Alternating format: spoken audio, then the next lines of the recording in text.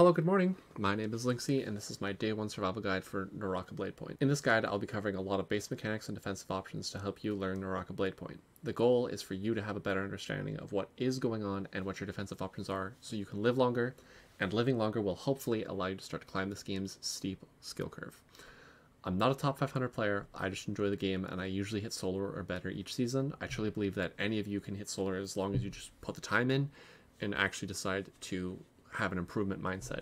The point of this guide is for me to share with you the skills that will help you not get completely washed by veterans, and then every time you fight somebody that's better than you, you should hopefully be learning something instead of just dying to them. This guide is not going to cover everything. There are so many interactions and so much nuance in this game that I simply cannot prepare you for everything, but hopefully you'll have the tools to break down situations and actually understand them instead of writing things off as getting infinitely Stunlocked or something. First thing I'm going to cover are a bunch of basic mechanics. Some of it's obvious, some of it less so. It's not going to be super in-depth, but an overview. So the first thing to talk about is movesets. Every single weapon has their horizontals, they all have their verticals. So the way you get the moves out is all the same, and you can modify those moves with crouch, you can modify those moves with jump. And as their names imply, a horizontal will cover horizontal space and a vertical will cover vertical space. Generally speaking, you're going to want to be using whatever your weapon's combo starter is, or just trying to cover the correct space in the situation. For example, if you have an opponent knocked down, a horizontal will whiff because it won't hit them, but a vertical should pick them up off the ground. In addition to that, if you decide you want to use your horizontal, you can go for a crouching horizontal perhaps instead. Every single weapon in the game also has an automatic attack chain. Generally this is called a 1-2-3 because it consists of 3 attacks. And you can mix and match between horizontals and verticals while you do this. So I can go horizontal, horizontal, horizontal. I can go horizontal, horizontal, vertical, just however you want to mix it up. The very, very important thing that you need to know, though, is only the first 2 hits are guaranteed. The blue focus is actually putting yourself at risk of getting parried or red. So if you end up throwing that out a lot and your opponents observe you doing that, you're going to get punished. It is one of the very well known and very easy to execute punishes because you just parry them, right? And another key to note is that the big swords only get 1 free hits. They do not have an auto because the next hit is blue focus. So you should also be wary of that whenever you pick up a big sword so you don't just accidentally mash out, get parried. So I've already told you there's multiple different ways that you can modify your attacks, but one of the key and most important ones is that you can hold it down. And this will give you blue focus. When you're charging blue focus, you don't get staggered by light attacks, and you also take reduced damage from light attacks. This is really key, and one of the most important parts of the game is being in this state. I want you to start thinking about holding focus like a block, because this will block any incoming lights. This is also extremely relevant if you're worried about getting grappled, because if you're charging a blue, the grapple also won't stun you. We're going to be talking about blue focus attacks a lot more. They're one of the most important mechanics in the game that a lot of other things revolve around. Animation cancels are hugely important in this game, especially because I just told you that charging a focus attack in neutral is a good thing. If you're just charging a focus attack and your only decision is when you're going to let it go, then you're not actually in that good of a spot, because then your opponent just needs to figure out when you let go and parry you. Or they just need to figure out that you're going to let go at some point and they need to dodge behind you and punish you. It gives your opponent too many options. The ability to animation cancel that gives you the opportunity to really just have freedom of your movement. I'm not going to cover every animation cancel in the game, it's just, I'm saying this is a thing that you can do. This is a thing you need to be aware of, and it's extremely important for when you're spending a lot of your time holding blues to make sure you're not getting staggered by lights or grapples. If you've been watching a lot of Naraka content, you might have found some old videos that really dunk on quick parry, the single button that automatically parries. This isn't so true now. As a very general rule of thumb, the most useful kinds of parry are quick parry, which is when you just hit the button, the single button. Scissor parry, which is when you start charging by pressing one button and then switch to the other. So you're forming a scissor motion with your fingers, so you're letting go of one button and pressing down the other one. This is most relevant on a mouse, but depending on your binds on a controller, you'll also be able to see that. And the last and most important one that can really help improve your gameplay is a jump parry. Because you see how much distance I close towards him? This can be used when your opponent is spacing and just to really 100% commit that, yes, they're going to do something I can parry.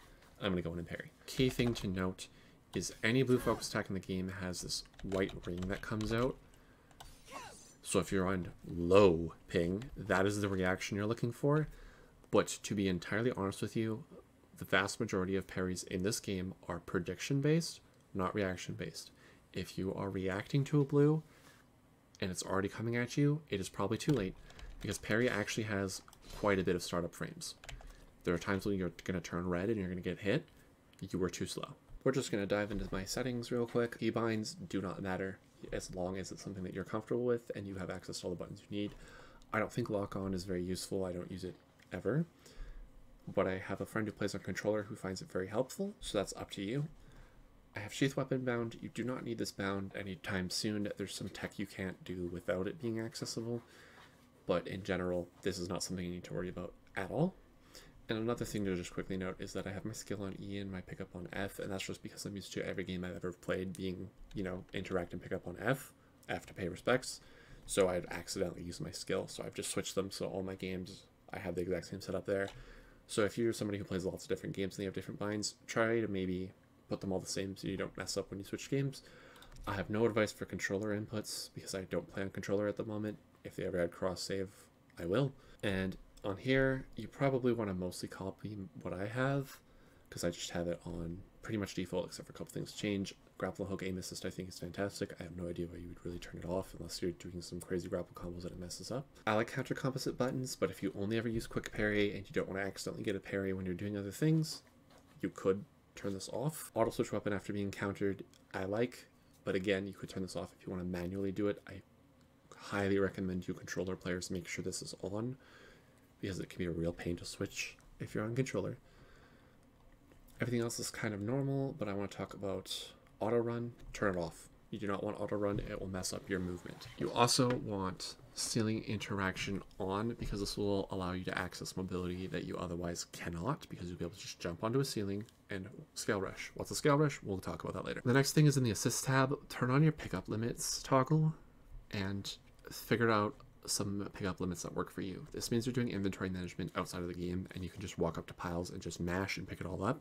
This will save you time. This will save your brain space because you'll be able to think about other things like where you want to rotate instead of like, how many armor powder do I have? How many more do I want to pick up? You can still manually override these by dragging and dropping stuff into your inventory. On PC, you hit tab, it'll pop up everything around you and you'll be able to just drag and drop. I'm just going to scroll through so you can see what my limits are. I highly value armor powder because when you get poked and you're resetting, soft resetting in fights, I just think it's better. I don't carry more than 4 healing berries. Lots of people think you should carry more. Again, this is all personal preference, whatever works for you. But for sure, make sure you turn auto run off, ceiling interaction on, aim assist is on. Those are the keys. Movement. The first vastly important thing to learn in this game is straight up movement. While it may seem straightforward, there are multiple mechanics for you to take advantage of that will help you level up. The most important of which, in my opinion, is focus running. It goes by other names, but I feel this one best explains it because it's literally just alternating between focus attacks and dodging to just be moving in the fastest way possible. It looks like this.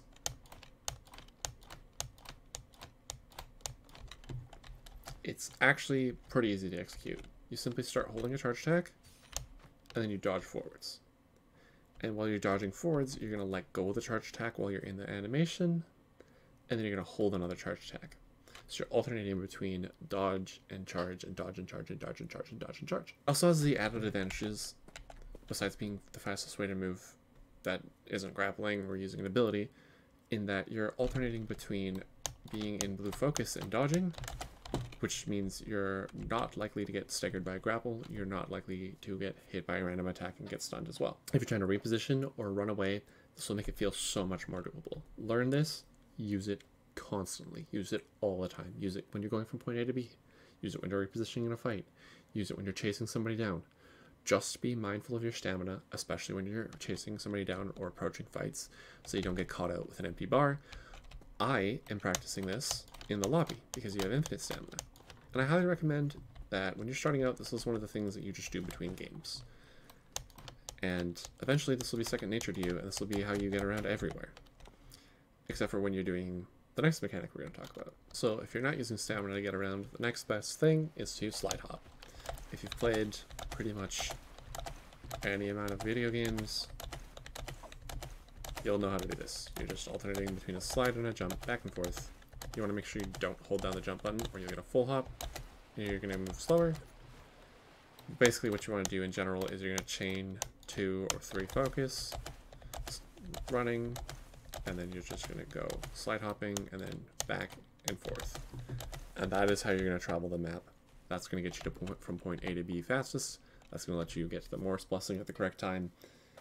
Those are the two ways to move. Focus running, though, is so much more than just moving quick because of the ability to be charging blue focus and to be in iframes, which will protect you. So if you're trying to run away from somebody and you're getting grapple spammed and you're just dying, it's because you're not focus running effectively and because you're not breaking line of sight effectively. And there's some more mechanics I'm going to talk about to take advantage of. Let's go into grapples next. Grapples are fairly straightforward, but there's some things I want to highlight for you guys. The first one is that you can cancel your grapple at any time just by hitting crouch. So you don't have to commit, or if you want to go part way somewhere, you can grapple a long distance and just drop yourself in. You can also cancel the move to jump, which is how you can get up to higher places more effectively. And the next thing that is super important is that every weapon in the game has a grapple attack, and those will allow you to go further than your grapple. All you have to do to execute that grapple attack that you just saw is press horizontal. Every weapon in the game has one. Some weapons are better than others. You can also instead decide to press vertical and get your plunge attack. This is another way to fall straight down. It's a little bit slower than hitting crouch, but you do come down with an attack. I recommend you leave auto aim on because it's helpful when you're running around. Because one of the things you can do with the grapple is check trees, because it does not highlight anything you can't grapple to. So if there was somebody up in that tree hiding, you could really just break through that camouflage there. One last little bonus section while we're talking about grapples and mobility is if you find yourself in a situation where you're not moving around how you want, you can use the crouch button to just drop straight down just like you would out of a grapple. The next movement mechanic to talk about is scale rushing. This is one of the mechanics that can really widen the skill gap and is one of the hardest to master, but thankfully it's super easy to execute. All you have to do is be in a position where you're holding onto a wall and press horizontal, and you'll fly off like that. You can aim yourself up, down, left, right, doesn't matter. If you want to go further, just hold it down longer, and you will go further. As you saw, I got blue focus. That's an unparryable blue. And scale rushing is one of the ways that you can move around and you won't be interrupted by grapples and by light attacks. So the combination of focus running and scale rushing is how you really evade people. But remember that if you just go in a straight line, you're very easy to follow. So use your scale rushes to break up your angles and get all over the place. For some reason, when you're on a pillar or most round objects, when you try to scale rush, you'll get this like climb attack, like that. So in order to scale rush off a pillar, you have to charge to blue, and then it just works normally. Do you remember earlier when I said the turn on ceiling interaction?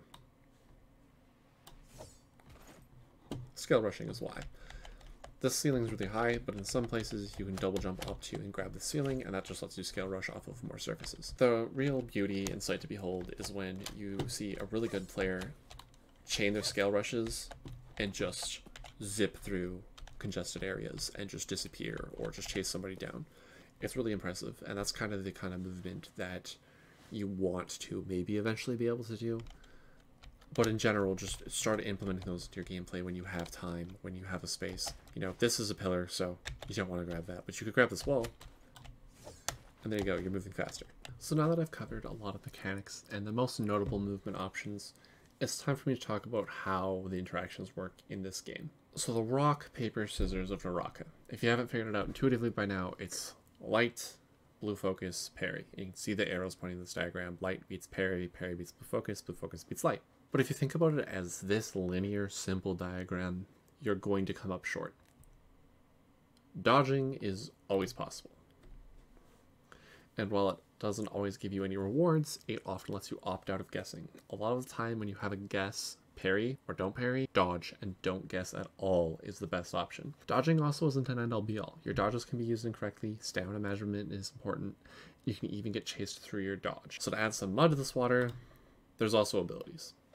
Some abilities win in virtually all situations, which can be a real pain. So one of my additional suggestions is to get your character's combo breaker abilities. This can be noted because it says can be used under attack. Almost every character has one. They will buy you more time alive, which is more time to learn the game and improve. So as a new player, these are something you might want to lean towards. They're also super popular at higher levels as well for pretty much the same reasons, because you just get to live longer, you get to mess up and not die for it. You'll also start to learn characters to watch out for and the different abilities they have as you play the game. Key one to look at, go read Takuta's skills. So now we have a different diagram. And it's starting to make a bit more sense, but we have to muddy the water even further.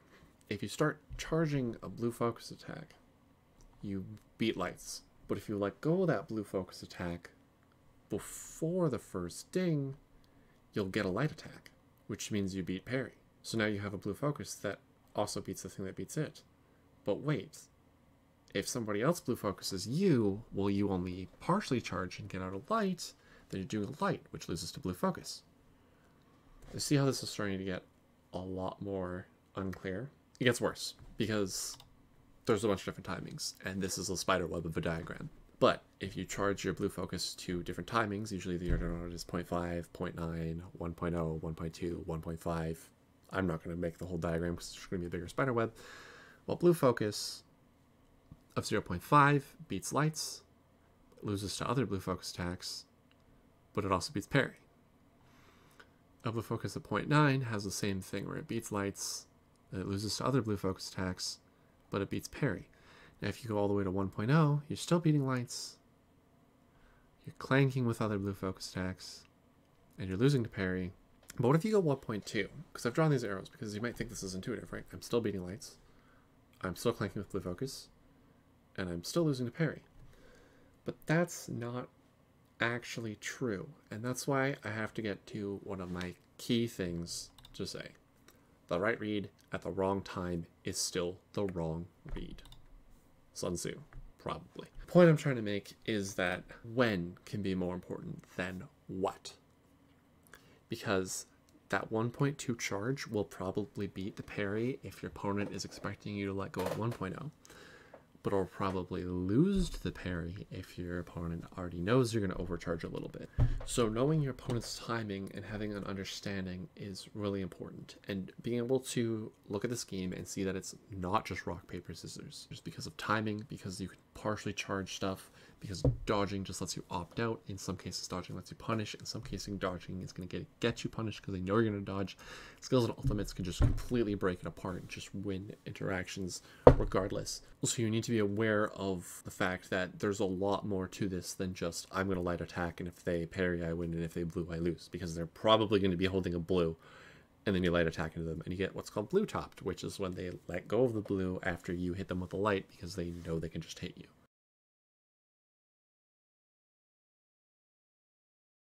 We're going to take a big step back and simplify from the insane rock, paper, scissors diagram by just talking about what you can do when you're on defense. The diagram is too much. If you try to hold all that in your head and build this diagram, you're just going to end up with something super convoluted. What you need to do is build those diagrams on a case-by-case basis. So when something happens and it goes positively or negatively for you, you can figure out what options might have worked there for your opponent, or if you're the one getting beat down, what options did you have that could have worked out, that could have let you succeed? So one of the first things we need to talk about are the fact that there are 3 different kinds of dodges in Naraka. There's tap, hold, and roll. Tap dodge is just performed exactly like it sounds like, tapping the dodge button. You can pick a direction if you'd like. It covers a long distance. It's filled with iframes. That's those little ghost after images you see. That's what they're signifying. It lets you phase through pretty much anything. Like, it's fully invulnerable. Dark Souls players rejoice, but don't rejoice too much because you need to know that you cannot precisely position yourself because it's kind of a set distance, and that you cannot immediately act afterwards. So if you get red on a tap dodge, you can be hit because there's some recovery frames, and it's not as spammable and great as Dark Souls rolling around is. I think that much is obvious. The next is hold dodge. So if you hold down the dodge button, you see you kind of just barely move, but this is more useful when you're repositioning in a fight.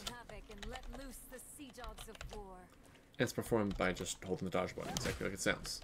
This is the most common dodge you're going to be doing in combat because it lets you cancel your animations, quickly reposition. And it does have, I believe, like a single frame or a couple frames of invulnerability. But most of the time when you're hold dodging, you're just trying to get out of the way. You're not trying to phase through something. The last type of dodge is roll dodge. You can get this if you're running, but if you want it just from a standing position, you can crouch and dodge. It's not super useful because it just doesn't really have any advantages. It's kind of slow. The only times you're really going to want to be doing this are against horizontals that you know you can duck under.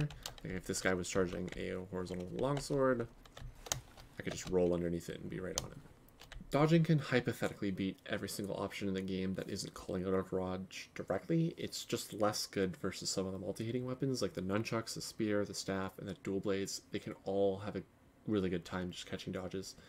Getting good at dodging can buy you a lot of time and save you a lot of guesswork, because if you don't know dodge, getting great at dodging can make ultimates like Yodohimi's, Tianhai's just look like a joke because you just iframe through it. Which dodge you use is situational, but rolling is usually bad, like I said, unless you know you're going to be going underneath a horizontal attack or something else. In general, tap dodge to avoid big hits and damage that you know are coming, and hold dodge for repositioning and micro adjustments. Light attacking. Yes, this can be good on defense. There are some things that I'll cover later where it's virtually the only consistent option, but it allows you to clash with an opposing light. And then you have a lot of options, but holding a blue focus immediately after is usually a good default, unless you're fighting against a greatsword or dagger, or you're using a greatsword or dagger. Lights tie with lights, they beat out parries, and sometimes you can catch a dodge. And they beat out your opponent waiting for you to do something a lot of the time. You should think of this option defensively as more of a reset to neutral than a way to reverse disadvantage or to pull yourself out of a bad situation. The next defensive option is one I've already talked up a lot, and that's charging a blue. Go back to the rock, paper, scissors diagram. You can hopefully understand why charging blue is such a good defensive option, because I talked about those partial charges. You have a variety of timings to let it loose on, and timing is one of the keys to this game. You armor through lights and grapples, and if that wasn't enough, you can decide to jump, crouch, dodge, cancel at any point. There's a reason I've been stressing this as an important option that you should constantly be leaning on, because 99% of the time, this is just what you should start doing if nothing else is happening. Parry. Now, I want you to think of parry not as a defensive option, but as a read option. What I mean is that if you're going for parry, it's not something you should do because they're going to blue, so you're just going to parry because that's the correct option. It's something you should do when you know they're committed to a blue, when you have their timing down. You can just gut read that they're going to go for 1, 2, 3, or they're just going to go for 1.0, or you just know their timing.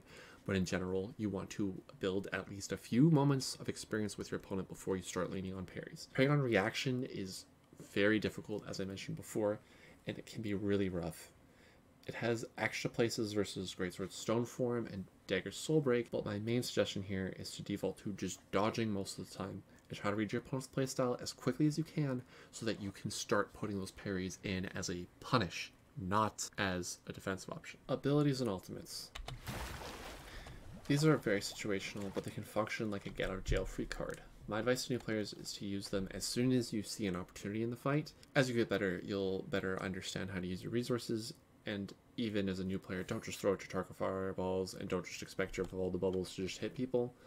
You actually have to use them intelligently, but use them often, and then you can start cutting back on use instead of dying with those cooldowns up. And even at higher levels, once you start getting better at the game, it's a good idea to use stuff early in a fight, because if the fight goes long, it should cycle back, or if you get third partied immediately after, hopefully your cooldown will be back as well. So now that's kind of an overview of your main options. I'm going to go into some cheese and some scenarios that you might have already experienced, or you're likely to soon experience if you keep playing the game, covering what's going to work in order to defend yourself. And I'm not going to be covering abilities as an out, they're more of a catch-all. Are you just getting absolutely run over by somebody, feeling like you have zero room to breathe and it's all light attacks?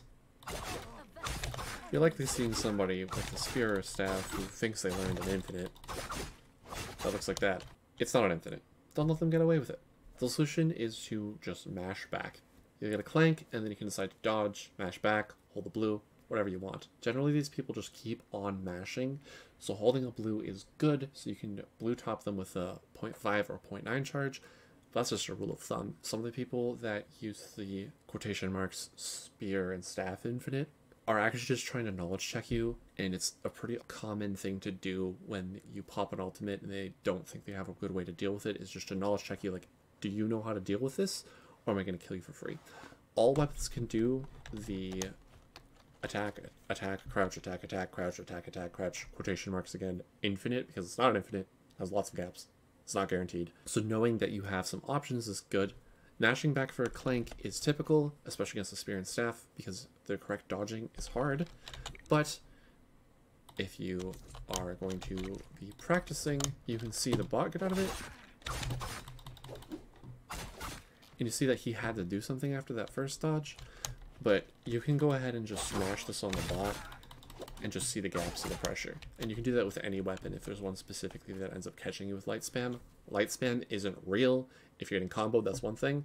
If you're getting animation canceled into another light string, that's a different thing. Don't get hit by it. Dying instantly to a big weapon enthusiast, I think Stoneform is checkmate form. Unfortunately, there is no one solution to this, but I will say, once you clank into Stoneform, you do not have to do the blue, no blue gamble. You can just dodge out.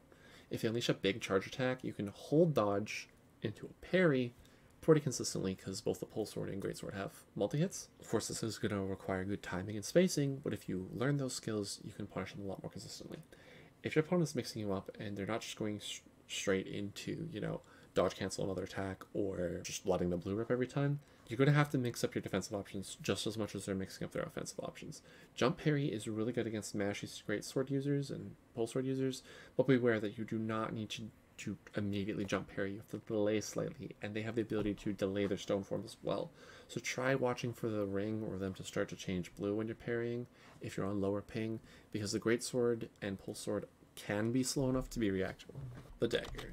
This weapon can feel outright unfair with how fast it can move around, with the fact that they just have access to a blue focus seemingly instantly, and because their charge attacks are fast, they charge up the same amount, but they just cover a lot of distance and move very quickly. So one of the things to know is that Soul Break can be parried on reaction if you're looking for it and you're getting good at the game. When the dagger dash starts to turn blue, or when you see the white ring, you hit the parry button. Outside of that, spending a good amount of time holding the focus attack and considering practicing your scissor parries, as the dagger is likely to come in with a fast blue thanks to dismount and soul break. Dismount is when if you clank with them, they have the ability to just immediately soul break, which can be super annoying. The key to a dagger user is to start to understand what they're doing so that your mental thought process can start to keep up with how fast the weapon is. The Dualies. There's a few things that might have you getting run over by the Dualies. The ability to charge a fast focus attack that's harder to react to than the big swords while also being able to run around with it can be problematic. My recommendation is not to parry it raw. That will become a learned skill and something you're going to have to read your opponent's timing and spacing for, but to try to dodge out first and then try to jump parry back into it for the multi-hits. Easier against the dual blades and the halberds, because if they're going up into the sky, well, they're gone. Speaking of dodging against the dualies can be really hard, both of them, because they cover a lot of space. The dual blades themselves cover 360 with a vertical, so you're going to want to try to create space instead of trying to circle around. If you do get hit with a focus attack, try to recognize if it's a horizontal or a vertical. If it's a horizontal, the blue focus part, not the multi-stab, can be reacted to, and because it's a multi-hit, you might be able to dodge and then parry the second one. Whereas the vertical, that one's kind of unreactable and is really hard to deal with. In addition to that, a lot of people, when they go for the horizontal, go for the horizontal follow-up, because that leads into an uppercut combo. So, generally speaking, you're just going to want to be mindful of that and pay attention. And again, as I've said before, instead of guessing, try to dodge. I know it can be hard against the dual blades, because they can go ahead and do this, and then they can just keep mashing and chasing you. But with some practice, and with some, you know, dodging to try to clank with them, you'll be able to deal with it. If you're getting mashed on with blues, you need to just pay attention to your opponent. If it's holding forward like a platypus, if it's mashing out 1, 2, 3s like a platypus, if all you hear is ding and then a blue focus, and then ding and then a blue focus, and then ding and then a blue focus, it's a platypus. Parry the platypus. If they're spamming blue, but they're also mixing up their timings, then you're going to have to pay attention as well, and you're going to have to try to get the read on them before you just start mashing the parry button. If they're mashing, mash parry. Should work. If they're mixing, you also are going to have to mix. Some weapons with multi-hits may not be initially reactable, but if you dodge into jump parry, you might be able to catch those multi-hits, so you'll have the advantage in those situations when you're ready for them and you're prepared for them. Another less fun thing you can try to do is to try to chip them out with lights, because you can still hit them with a light and then dodge out. And if you have the timing on that correctly, you can mix in and out of them. You're not going to get a full combo and kill them very quickly, but if they're super low, this is an option. It's not consistent, but it's an option. If you get knocked down into getting hit every time, you have a few options. First you have to see, are you getting off the grounded?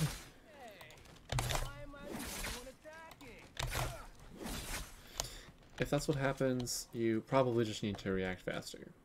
If not, pay attention to what they're doing. If they're not charging a blue focus, you can wake up and charge blue focus and you'll armor through. This keeps you safe a lot of the time. Simply hold down the button of your choice, it'll buffer it on your wake up. You're just getting followed as you get up. Delay your wake up timing and try to eye flame through their tech chase. The opponent can then try to mix you up with off the grounds or delayed tech chases to match your delay, in which case you get back to checking if they're lights or not. Mashing back on wake up is also very good, especially if using a great sword or a pole sword, as you can just clank and then you're getting back to neutral and they lose their Oki. If you're getting pulled back up off the ground by a grapple attack,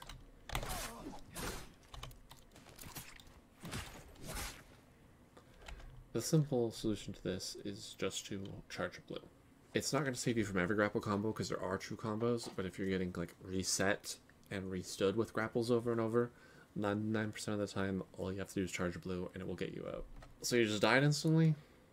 Well, dying in one interaction in this game does happen. 100%. I've had it happen to me a lot. Especially in solos against combo monster characters and in duos and trios when you get caught out and there's a coordinated team, you can die in one interaction.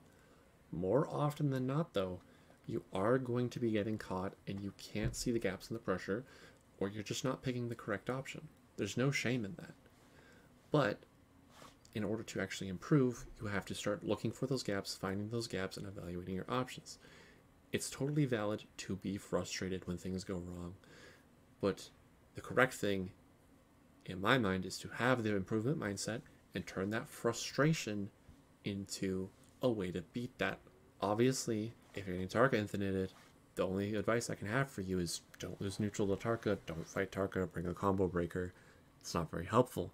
But with something like the Spear or Staff, quotation marks, infinite, now you've seen that there's a way out and you're not just going to get infinitely caught in those lights because you know you can mash back. You know maybe once you practice you can dodge it. You know maybe if they're too slow you can just charge a blue on it. I know it's a lot to ask, but consider clipping your gameplay and watching it back when you die in frustrating ways. Or try and mimic what they did on the training bot in the lab. If there's a gap in the combo or the pressure, the bot will find it for you 99% of the time. For instance,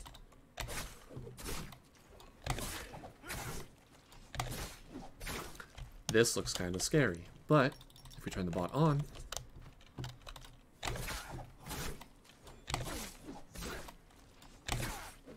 he can get out of it. So it's not an infinite. It's something with a gap in the pressure. And now that you know where the gap in that pressure is, maybe you're going to get hit by 1-2 reps because you don't time it correctly, but now you know there's the gap.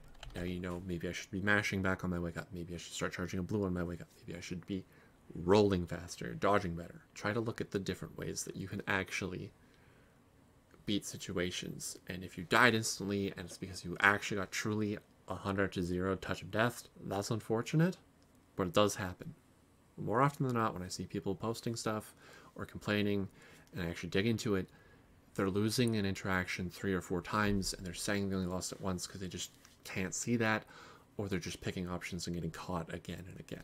And another thing to consider when you are reviewing those situations, and if you do just instantly die, think not just about, oh, well, you know, I was just dead there no matter what. Think about what led up to that moment. What led up to that moment? Did your teammates die and you were solo and you got caught up by a trio? Unfortunate. Hopefully you'll catch them next time. But if you're in a situation where your team's alive and you got caught out 3v1 and died instantly and nobody could get to you in time, maybe your positioning is something you should work on. Maybe your communication with your team is something you need to work on. Maybe your resource management is something you need to work on. Just try and think bigger picture, even in the cases where you do just die in one interaction. For the last section of this video, I'm going to be talking about glyphs and character cultivations. What's glyphs? Well, if you go into your hero and you go into talents, you can see all your different glyph boards. And these can actually make a huge difference. You don't fully unlock until level 50, and that's not a mechanic I'm happy with. I think that everybody should just have access to all glyphs at all times, but I mean, it's a way to get you to spend Tay, which is a currency in the game, and the game is free now, so it is what it is. Here, I have what I would recommend is your default glyph board, because you have a universal glyph board that goes on everybody, and if you want character-specific ones, you have to unlock them and do them up separately. What I do here is I go Lunar Agility, I go Omni Mind, Origin Spirit, and I go Solar Genius, but you can also decide you want to run Solar Flight. There's people who think Grapple Distance is bad, you should never run it. Make your own decision. I used to run all Grapple Distance Now I'm back on cooldown. Sometimes I run a bit of both, but in general, if you're running the cooldown, you want all of it because it's most significant at max for 18% to actually shave some seconds off. If you're playing S1 Yodo, because it resets on kill, almost definitely don't bring Solar Genius, but otherwise Solar Genius is a good pick. And everything else is just stamina management, because stamina is very important and it's good on everybody. If you're going to play a specific character, try to find a board that works for them, but my kind of typical rage page is to go ahead and put on 3 rage per second, Origin Savageries, and 3 Lunar Rages, and that's kind of all I personally change.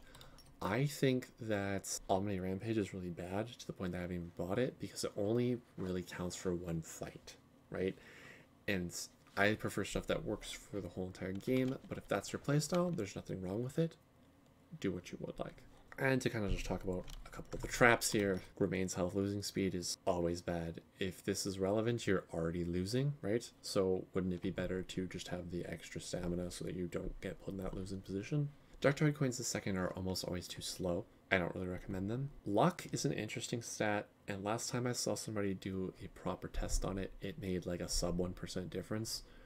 In Asia, it's very, very common to run a single maxed out miracle, and they say it makes a big difference for them. If that's something you want to do, go ahead. There's no problem with running luck if you want. The party shared rift dealer discount is not actually that bad, so if I was only going to run one, I would run this, but it's not likely to make a big difference because in most games you're going to be having a ton of Tay and just re-rolling Souljades. Oh yeah, Souljades. Let's talk about some Souljades. Hopefully you're not bored of me talking yet. Souljades, they come in various flavors, but the generic 4 are health, attack, melee resist, and range resist. And to get something out of the way right away, range resist is not good. The one exception to this is technically Tian Hai, because you can get super shredded by a ranged weapon when he ults, but just stack health instead. At the high levels, people start really mixing ranged weapons into their combos and into engagements, and they can just shred you, but I still think range resist is not worthwhile. If you're a very high elo player and you run range resist and you have a reason for that, please enlighten all of us, including myself, as to why you think it's good and why you decide to run it. But my philosophy is range resist, don't run. Do not run generic range resist, not worth it. And from there, it's really personal preference and what character you're playing. As a newbie, I'm going to tell you just stack your melee, stack your health, max those out. But if you're running a character like Yodohime, Feria, or Zai, they make really good use out of attack with their damaging ultimates, so consider that if you're playing a damage dealer like them. The caps for each stat are 16% attack, 48% health, 24% melee damage reduction, and 40% range damage reduction. That comes with 32% head defense. If you hit a max for any of these stats, that's it. Stop stacking them and go for another stat.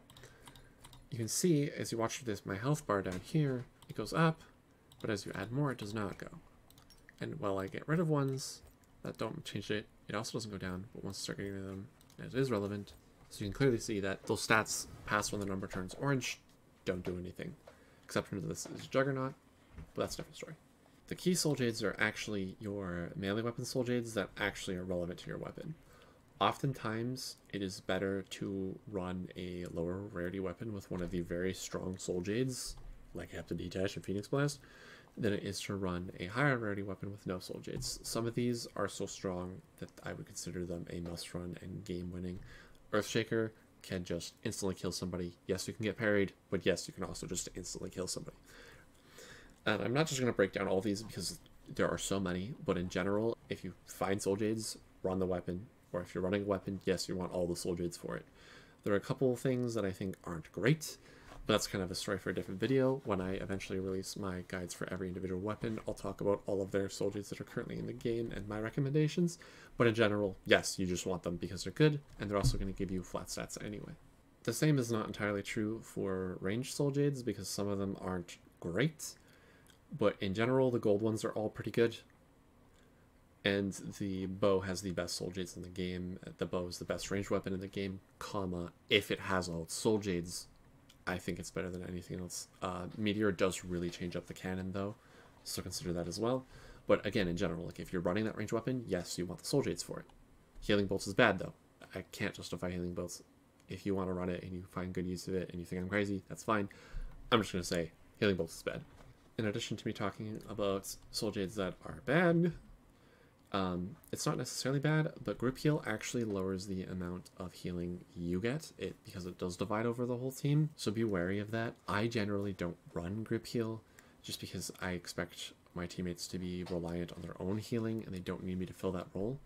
And additionally, advanced healing increases the amount of healing you get, but unfortunately it makes it a heal over time instead of instant, so it can be a bad thing if you're trying to just quickly like break line of sight and heal, and then you get advanced heal and it doesn't heal you fast enough. So that's just another thing to note. Pretty much everything else on this list is really good, except for if you are playing as Yodo with F1 and you are running Soul Release and you're not giving it to one of your teammates. What are you doing? Because hers resets on kill. So don't run Soul Release with F1 Yodo. Otherwise, everything else here, except for maybe group heal and maybe advanced heal, is pretty good. Finally, let's talk about character cultivation. In my opinion, you should at least unlock and try all the abilities for every character you own or buy. It doesn't take much. Just look at the cultivation page. Cultivation's right here. And as you can see over here on Tessa, because I haven't finished cultivating her, just gotta complete these objectives, go up, and you'll get your new abilities. I highly recommend you get your new abilities because they can change how the character plays really drastically. And as I've mentioned before, try to get your combo breakers as a newer player so you can live longer. Cultivations to get your abilities are simple and easy. Once you have all your abilities unlocked, it doesn't really matter, but there can be some fun goals to grind out your favorite characters and reward you with a cool portrait or some other cosmetics in the boxes along the way. Also, don't listen to anybody else. There's no dishonor in doing your hard cultivations in Bloodbath or versus bots. Don't let anybody tell you otherwise. You don't get rewarded for doing your cultivations on hard mode. You're going to have the same portrait as everybody else. And the same gold little symbol as everybody else. There you have it. That's my day 1 survival guide for Naraka. Hopefully this will help you on your journey to understanding, enjoying, and improving at Naraka Bladepoint. If you enjoyed this, learned something, or want to see more content like this, you know what to do. Thanks for watching. I'll see you tomorrow. Yeah, I'll see you tomorrow.